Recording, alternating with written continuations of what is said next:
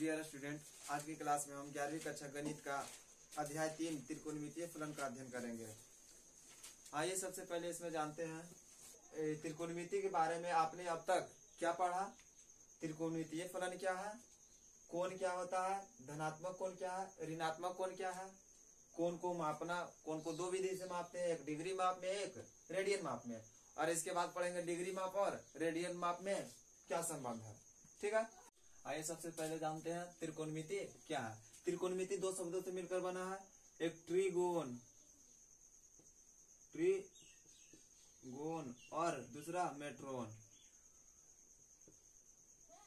ट्रिगोन के मतलब होता है त्रिभुज, त्रिगोन का मतलब त्रिभुज, और मेट्रोन का मतलब मापना। और ये दोनों कैसा शब्द है? ग्रीक शब्द है। दोनों कौन सा शब्द है? ग्रीक शब्द है। ट्रिगोन का मतलब होता है त्रिभुज, मेट्रोन का मतलब मापना, अर्थात त्रिभुज की भुजाओं को मापना क्या कहलाता है? त्रिभुज त्रिकोणमिति कहलाता है। त्रिकोणमिति कहलाता है। ठीक है, चलो कौन कौन देखो, पिछली क्लास में हम लोग त्रिकोणमिति के बारे में आपने अब तक क्या पढ़ा है इसके बारे में जानते हैं। त्रिकोणमिति हम लोग 10वीं कक्षा में पढ़े थे। एक समकोण त्रिभुज पर आधारित था। इसमें 6 त्रिकोणमितीय अनुपात पढ़े थे। 6 त्रिकोणमितीय अनुपात कौन कौन? Sine theta, cos theta, tan theta और cosec theta, sec theta, cot theta. ठीक है, जैसे इसका नाम देते ए बी सी। ये क्या? समकोण है। ये क्या? समकोण है। तो समकोण के सामने वाला क्या होता है? कर्ण होता है। क्या होता है? कर्ण। इसको हाइपोटेन्यूस बोलते हैं, इसको एच से भी बोल सकते हैं। और इसके संगत एक आधार होता है और एक लंब होता है। आधार इसको बेस बी से बोल देते हैं। आधार को किसे बोल देंगे? बी से। और एक लंब, लंब को परपेंडिकुलर बोलते हैं, शॉर्ट में पी बोल देंगे। कोई दिक्कत? अब इसको त्रिकोणमितीय अनुपात को कैसे याद करेंगे? इजी ट्रिक है। देखो, पंडित बद्री प्रसाद हर हर भोले,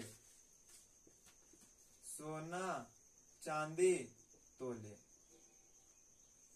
देखो, ए से हो गया साइन थीटा, सी से हो गया कॉस थीटा, टी से हो गया tan theta. Sine theta P बटा एच। पी के मतलब क्या होता है? साइन थीटा हो गया पी बटा एच। पी के मतलब होता है लंब और एच के मतलब होता है कर्ण। यानी साइन थीटा कुछ होता है लंब बटा कर्ण। और कॉस थीटा क्या हो गया? बी बटा एच। बी बटा एच के मतलब हो गया क्या? आधार बटा कर्ण। और टैन थीटा आगे टैन थीटा पी बटा बी, यानी लंब बटा पी बटा बी। ठीक है, और इसका अपोजिट क्या होता है? Cosec theta. साइन का उल्टा क्या होता है? कॉसेक। तो इसको बोलेंगे क्या? एच बटा पी। और सेक थीटा किसका उल्टा? कॉस थीटा का उल्टा, ये हो जाएगा एच बटा बी। और कॉट थीटा टैन थीटा का उल्टा है, इसका हो जाएगा पी बटा बी। इतना हम सब पिछला क्लास में पढ़े थे 10वीं कक्षा में। ठीक है, और इसको हिंदी में भी याद कर सकते हैं। जैसे इसको हिंदी में कैसे बोलेंगे? लाल बटा ल आ ल, लाल बटा क आ, लाल बटा का मतलब लंब बटा कर्ण, आधार बटा कर्ण, लंब बटा आधार। कोई दिक्कत?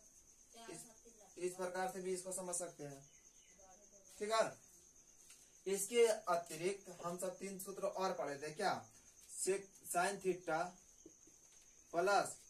Theta plus cos sine square theta plus cos square theta बराबर 1 होता है। Sine square theta plus cos square theta बराबर 1 और एक पढ़े थे sec square theta minus tan square theta.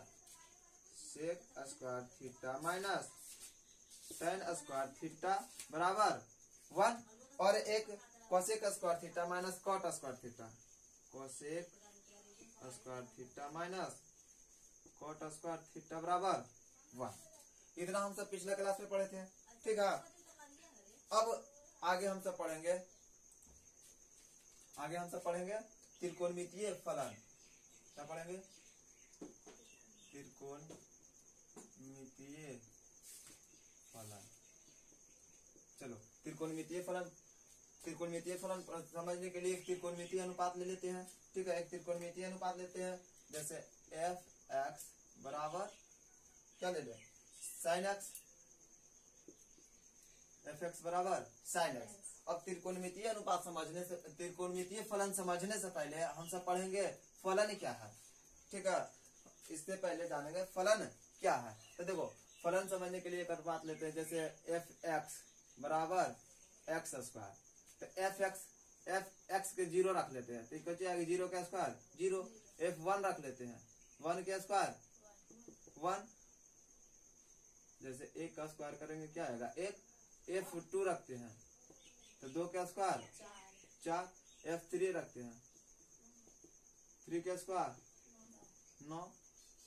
और वैसे माइनस में भी रख सकते हैं, एफ -1 क्या आएगा -1 का स्क्वायर 1। एफ -2 रख सकते हैं तो -2 का स्क्वायर 4। 2 दूना 4। कोई दिक्कत? वैसे 3 का भी रख सकते हैं, जैसे एफ -3 का स्क्वायर कितना होगा -3 स्क्वायर बराबर 9। समझ में आया? तो देखो अब इसका अगर हम ऑर्डर पेयर लिखना चाहेंगे, ठीक है। ऑर्डर पेयर लिखेंगे तो क्या आएगा 0 का 0,0 1,1 और कुछ आया 1, -1,1 आता है ना। -1 भी लिए तब भी क्या आया 1 ही आया, तो -1,1 और 2 का लिखेंगे क्या 2 का क्या आता है 4 -2,4। जैसे -2 भी रखे तब भी 4। 3,9 -3,9। इसका ऑर्डर पेयर यही होगा। अब देखो ऑर्डर पेयर का पर फर्स्ट एलिमेंट जो भी पहला एलिमेंट है, देखो कोई भी रिपीटेड है नहीं है। कोई भी रिपीटेड अगर पहला एलिमेंट कोई अगर रिपीट नहीं है तो इसको क्या बोलेंगे फलन बोलेंगे। अगर दूसरा रिपीट है उससे हमें कोई प्रॉब्लम ना है, पहला रिपीट नहीं होना चाहिए। अगर पहला रिपीट नहीं हो रहा तो इस ऑर्डर पेयर को क्या बोलेंगे फलन बोलेंगे। बात समझ में आया फलन? चलो अब देखते हैं त्रिकोणमितीय फलन, ठीक है। त्रिकोणमितीय फलन जैसे साइन एक्स है, साइन एक्स का अगर साइन 0 रख लेते हैं, साइन 0 का मान क्या होता है साइन 0 का मान ले ले तो 0,0। अगर साइन π/2 का मान रखे, π/2 का मान रखे तो कितना आता है 1, ठीक है। साइन π/2 का मान कितना आता है 1। इसी प्रकार पाई का मान अगर रखेंगे तो 0, ठीक है। 3π4 क्या रख ले, नहीं 3π2 रखो, 3π2 तो क्या आएगा 1, ठीक है। अब देखो इसमें किसी भी एलिमेंट का मतलब प्रत्येक ऑर्डर पेयर का पहला एलिमेंट देखो रिपीटेड है, कोई भी रिपीटेड है नहीं है। तो इस और देखो दूसरा रिपीटेड है उससे हमें मतलब नहीं है। देखो यहाँ भी 1 है मतलब यहाँ भी 0 है, इस प्रकार से है। वैसे 3π/2 का मान होता है -1 होता है, ठीक है -1 तो रिपीटेड नहीं है। लेकिन हाँ 0 रिपीटेड है तो सेकेंड एलिमेंट रिपीटेड है उससे हमें मतलब ना पहला एलिमेंट रिपीट नहीं होना चाहिए, मतलब दोबारा नहीं आना चाहिए। अगर पहला एलिमेंट दोबारा आ रहा है तब इसको फलन नहीं बोलेंगे। लेकिन यहाँ ऐसा नहीं है, पहला एलिमेंट दोबारा आया है नहीं आया तो इसको क्या बोलेंगे इस ऑर्डर पेयर को हम फलन बोलेंगे, ठीक है। अर्थात हम बोल सकते हैं एफ एक्स बराबर साइन एक्स क्या है साइन एक्स एक ऐसा संबंध है, साइन एक्स एक ऐसा संबंध है जिसमें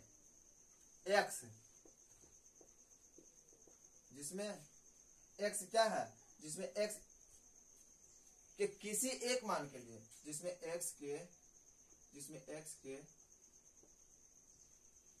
किसी मान के लिए क्या है, f(x) के अलग अलग मान नहीं आते हैं, f(x) के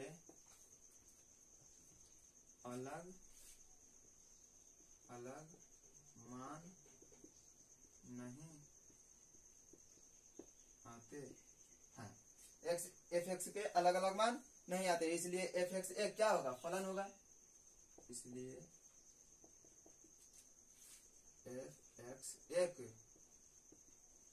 फलन होगा। बात समझ में आया? इसलिए बोल सकते हैं क्या, sin x भी एक फलन है। इसी प्रकार से त्रिकोणमितीय का 5 अन्य जो अनुपात है वो सभी भी क्या होगा, फलन होगा। या फिर बोल सकते हैं f(x) बराबर sin cos थीटा ले लेते हैं, क्या ले लें, cos x भी एक फलन होगा।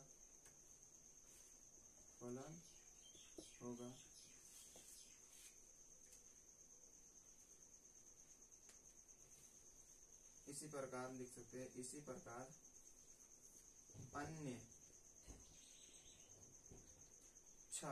मतलब सभी, ऐसे भी बोल सकते हैं, इसी प्रकार सभी त्रिकोणमितीय अनुपात क्या होगा, फलन होगा। बात समझ में आया? ठीक है, चलो आगे हम सब पढ़ेंगे कोण। क्या पढ़ेंगे? कोण।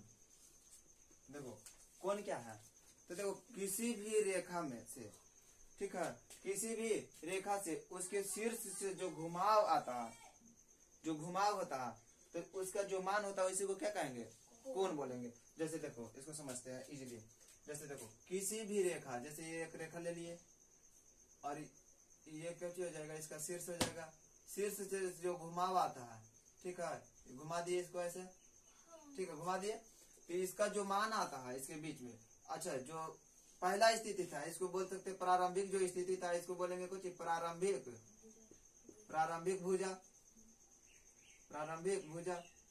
इसको बोलेंगे अंतिम भुजा।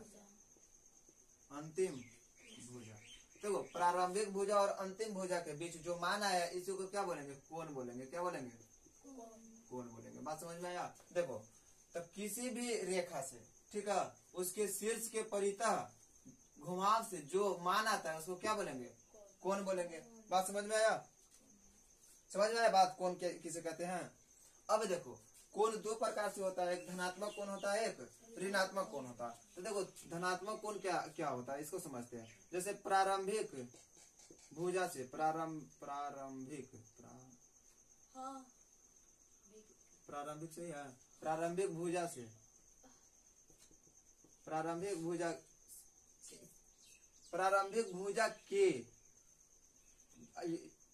भुजा के यदि हम घड़ी के विपरीत दिशा में घुमाते हैं, घड़ी के विपरीत दिशा इधर होगा ना, घड़ी के विपरीत दिशा में घुमाते हैं, तो इससे जो मान आता है, जो इससे जो कोण बनता है इसे हम क्या कहेंगे, धनात्मक कोण। ये हो जाएगा अंतिम भुजा, ये हो जाएगा शीर्ष, ये क्या हो गया, शीर्ष। और इससे जो कोण बना कैसा कोण बनेगा, धनात्मक कोण बनेगा, धनात्मक कोण। धनात्मक कोण किसे कहते हैं, समझ में आया? बात समझ में आया? तो हम लिख सकते हैं, क्या लिख सकते हैं, यदि हम घड़ी के विपरीत दिशा में, घड़ी के विपरीत दिशा में घुमाव करते हैं,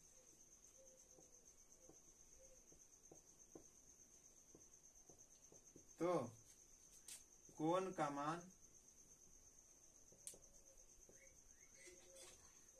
प्लस वैल्यू होता है। ठीक है, प्लस वैल्यू होता है। ठीक है, यदि देखो, यदि घड़ी को, यदि रेखा को घड़ी के दिशा में घुमा देते हैं, जैसे प्रारंभिक रेखा मान लेते हैं,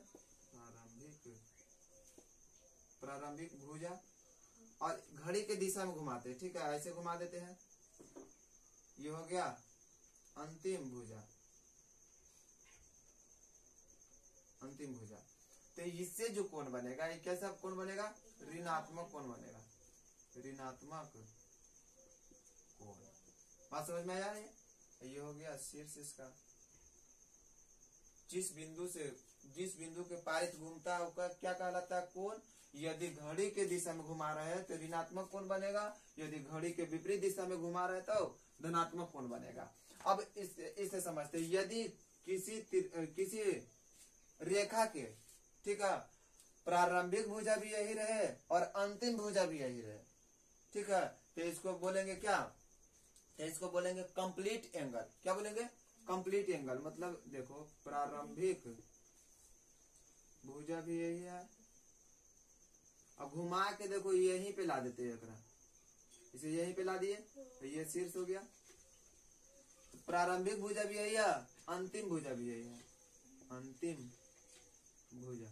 इसको बोलेंगे कंप्लीट, COMPLET, सही है ना? कंप्लीट एंगल, कंप्लीट एंगल, या हिंदी में बोलेंगे पूर्ण घुमाव कोण। ठीक है, पूर्ण घुमाव कोण बोल सकते हैं, पूर्ण घुमाव कोण बोल सकते हैं। क्या हुआ? पूर्ण घुमाव कोण। कोई दिक्कत समझ में आया? यहाँ तक कोण के बारे में, कोण क्या है मिटा दे। चलो आगे पढ़ेंगे कोण का माप। कोण का माप, कोण को दो तरह से मापते हैं। एक मापते हैं क्या? डिग्री माप में, डिग्री माप में, और दूसरा रेडियन माप में, रेडियन माप में। ठीक है, चलो सबसे पहले पढ़ेंगे हम सब डिग्री माप। क्या पढ़ेंगे? डिग्री माप। देखो, यदि किसी रेखा के, ठीक है, किसी रेखा के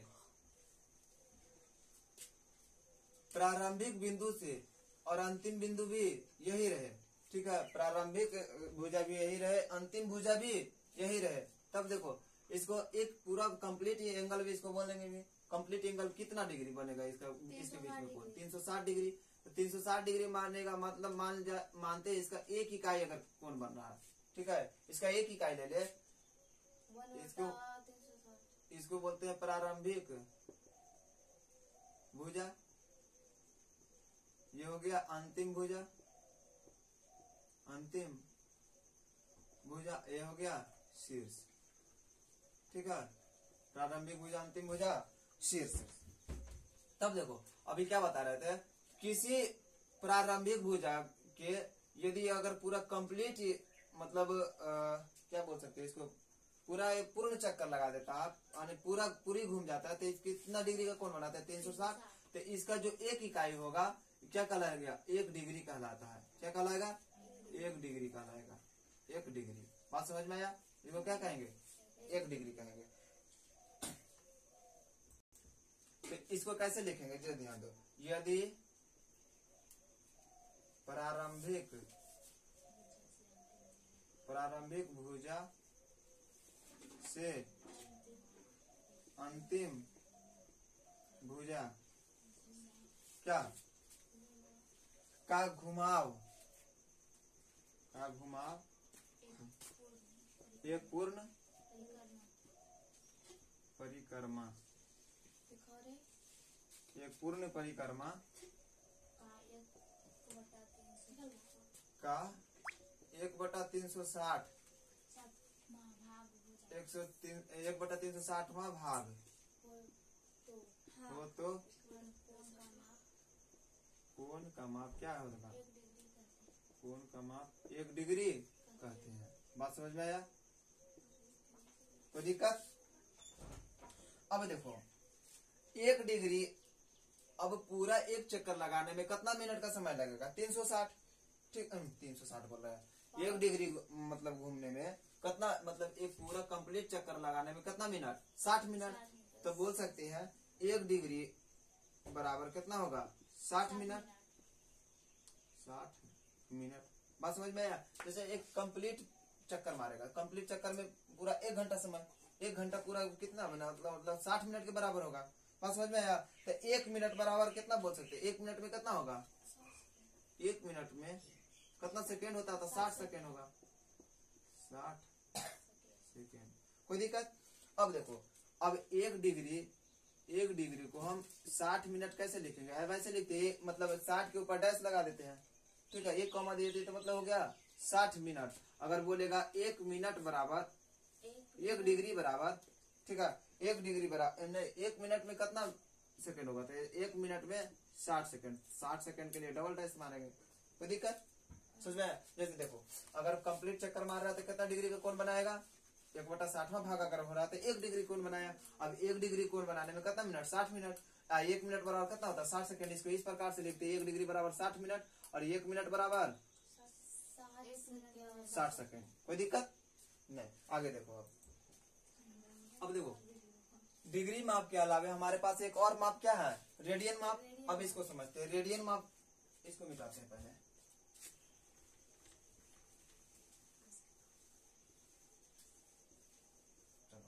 रेडियन माप, देखो रेडियन माप समझते हैं पहले। इसको मान लीजिए एक वृत्त में एक इसका त्रिज्या लेते 1 इकाई के बराबर। इसका त्रिज्या कितना ले लिए?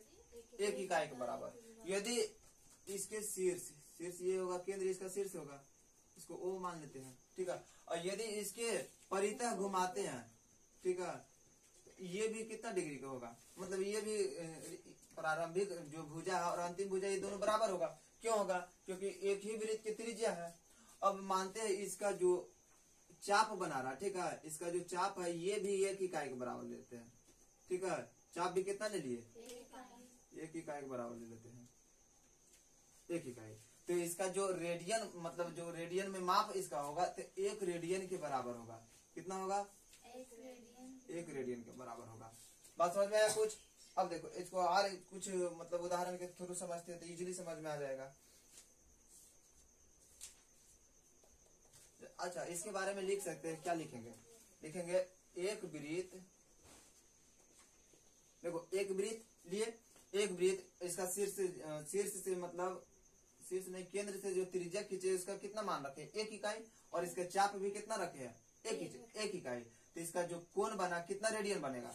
1 रेडियन कोण बनेगा। ठीक है, तो इसको लिखेंगे एक वृत्त जिसकी क्या त्रिज्या बोल सकते हैं? त्रिज्या 1 इकाई हो, त्रिज्या 1 इकाई हो एवं इसका चाप भी कितना लिए है? 1 इकाई। ठीक है,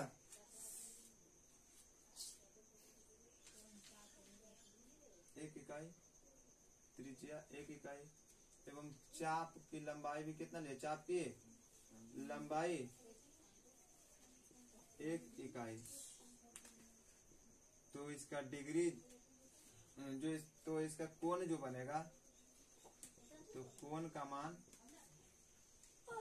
मान क्या होगा? 1 रेडियन होगा। 1 रेडियन होता है। ठीक है, अब देखो, अब इसको और समझते हैं एक एग्जांपल और। इसको अगर -1 रेडियन लेते हैं, जैसे इसका त्रिज्या कितना लिए? 1 इकाई लिए। त्रिज्या कितना ले लिए? 1 इकाई। और इसका चाप की लंबाई भी ले लेते हैं, कितना? -1 इकाई लेते हैं। कितना ले गए? -1 इकाई। तो इसका जो कोण बनेगा -1 रेडियन कोण बनेगा। कितना बनेगा? -1 रेडियन कोण बनेगा। कोई दिक्कत? अब देखो ये हो गया क्या? अब इसको बोल सकते हैं प्रारंभिक भुजा बोल दो, प्रारंभिक भुजा। और ये हो जाएगा अंतिम भुजा, अंतिम भुजा। और ये हो जाएगा शीर्ष। ठीक है, अब देखो यदि हम किसी त्रिभुज में इसकी त्रिज्या ले लेते हैं 1 इकाई। कितना लिए त्रिज्या? 1 इकाई, और इसका चाप की लंबाई ले लेते हैं 1.1/2। ठीक है, 1 तो इसका जो कोण बनेगा 1.1/2 ही कोण बनेगा। कितना बनेगा कोण?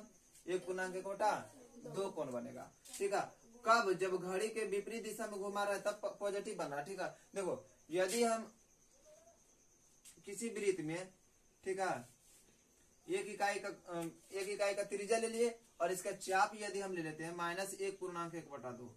ठीक है, तो इसके बीच जो कोण बनेगा, अब की घड़ी के दिशा में घूमेगा, इसके बीच में जो कोण बनेगा कितना बनेगा? -1.1/2। तो -1.1/2 रेडियन बनेगा। ठीक है, -1.1/2 रेडियन बनेगा। तो इससे अभी तक हमें क्या समझ में आया? अगर बोलेंगे इसको क्या समझेंगे? थीटा। अच्छा, इसको कोण थीटा से भी डिनोट करते हैं। ठीक है, देखो ऐसे ना समझेंगे, वैसे समझ लेते हैं। जैसे एक वृत्त लेते हैं। ठीक है, अगर मान ले जाए ये प्रारंभिक भुजा और अंतिम भुजा।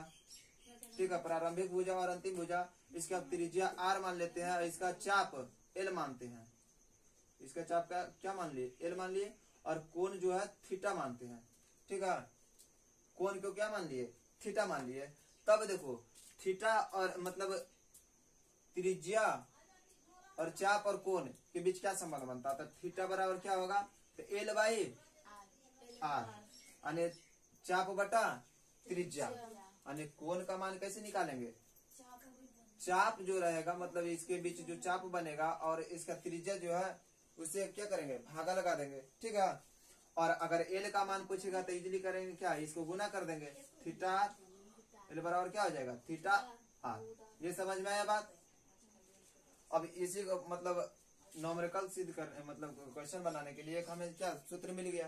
ठीक है, अब आगे देखते हैं। आगे हम सबके पढ़ना है क्या? आगे हम सब पढ़ेंगे। आगे देखते हैं डिग्री और रेडियन में संबंध। आगे डिग्री और रेडियन में संबंध। देखो डिग्री और रेडियन में क्या संबंध है? पहले देखते हैं हम रेडियन का देखते हैं।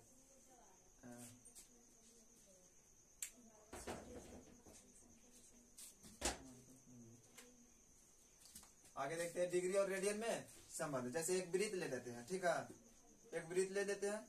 ठीक है, अब इसकी त्रिज्या के परितः घूमने पर जो एक एंगल बनाएगा। ठीक है, एक एंगल बनाएगा, कितना डिग्री के एंगल बनाएगा? डिग्री में तो 360 बनाएगा, लेकिन रेडियन में 2π के बराबर बनाएगा। कितना बनाएगा? रेडियन में 2π के बराबर बनाएगा, यानी 2π रेडियन, 2π रेडियन के बराबर बनाएगा। बात समझ में आ रहा? अगर रेडियन में बात करें, इसका मानते हैं रेडियन में कितना होगा? 2π के बराबर। ठीक है, अगर डिग्री में देखें, ठीक है, इसको डिग्री में देखते हैं। डिग्री में पूरा एक कंप्लीट चक्कर लगाया तो कितना डिग्री बनाएगा? 360 डिग्री। डिग्री में कितना बनाएगा? 360 डिग्री। बात समझ में आया? अच्छा, तो ये दोनों एक कंप्लीट चक्कर लगा रहा था, आपस में दोनों क्या है? बराबर है। बात समझ में आया? आपस में दोनों क्या, या ऐसे भी बोल सकते हैं 2π बराबर 360 डिग्री, यानी पाई बराबर कितना हो जाएगा? 360/2, यानी 180 डिग्री। बात समझ में आया? कोई दिक्कत नहीं ना? अब देखो, अच्छा तो बोल सकते हैं पाई बराबर कितना आ गया? पाई बराबर 180 डिग्री आया ना? तो 1 डिग्री बराबर कुछ ही होगा, तो 1 डिग्री बराबर ये भागा लगेगा पाई बटा 180 डिग्री, पाई बटा 180 डिग्री। अब बोलेगा, अब किसी भी डिग्री का मान पूछेगा तो इजीली निकाल देंगे। अगर 1 डिग्री का मान पता है तो किसी भी डिग्री का पूछेगा। जैसे पूछ दिया 30 डिग्री का, 30 डिग्री का पूछेगा तो क्या करेंगे? पाई बटा 180 गुना 30, तो काटेंगे तो छोतिया 18, यानी 60 डिग्री, 30 डिग्री बराबर 30 डिग्री का अगर रेडियन में पूछेगा तो पाई बाई 60 रेडियन। अगर 45 का पूछे, कुछ पूछे कोई दिक्कत नहीं, 45 का पूछे तो पाई बाई 180 गुना 45, तो काटेंगे तो कितना बार में कटेगा? 15 45 45 से 4 से गुना करो ना, 4 चौक 16 आता ना, 5 चौक 20 और 4 चौक 16 2 18, 4 बार नहीं कट गया तो आने आगे कितना pi by 4, pi by 4 radian. समझ में आया? और भी देख सकते हैं, अगर किसी का भी पूछे तो इजीली निकाल सकते हैं। तो जैसे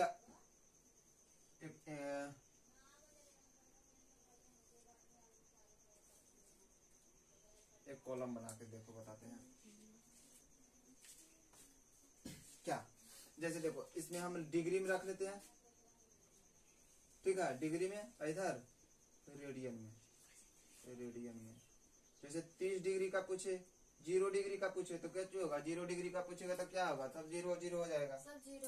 अगर 30 डिग्री का 0 डिग्री होगा ही नहीं, 30 डिग्री का पूछेगा तब 30 डिग्री का अभी तुम लोगों को निकाल के दिखाना है तो खुद से भी निकाल सकते हैं। तो पाई बाई 60 रेडियन, ठीक है। अगर 45 डिग्री का पूछे तब पाई बाई 4 रेडियन। 60 डिग्री का पूछे तब 60 डिग्री का पूछे तब कितना होगा, पाई बाई 30 रेडियन। चेक कर लो, 6 18 पाई बाई 3, पाई बाई कहाँ लिख रहे हैं, पाई बाई 3 रेडियन। अगर 90 का पूछे तब तो 9 दूनी 18 pi by 2, pi by 2 radian. अगर पूछे 180 डिग्री का पूछे तब, हाँ 180 डिग्री का पूछेगा तब पाई होगा, पाई हो जाएगा। अगर 360 का पूछ दिया तब तो 18 दूनी 36 और 2 पाई हो जाएगा। बात समझ में आया? कोई दिक्कत? देखो तो रेडियन माप अगर दे दिया, ठीक है, रेडियन माप अगर पूछेगा, रेडियन माप पूछेगा तो क्या करेंगे, पाई बटा 180 गुना डिग्री। समझ में आया? अगर रेडियन माप पूछ दिया तो पाई बटा 180 में किसका गुना कर देंगे, डिग्री का। अगर डिग्री माप पूछ दिया, ठीक है, डिग्री माप अगर पूछेगा तो क्या करेंगे, डिग्री माप में 180 बटा पाई गुना रेडियन से गुना कर देंगे। कोई दिक्कत? समझ में आया? इसके बीच में संबंध समझ में आया, डिग्री और रेडियन में क्या संबंध है? कोई दिक्कत? चलो आज का क्लास इतना ही।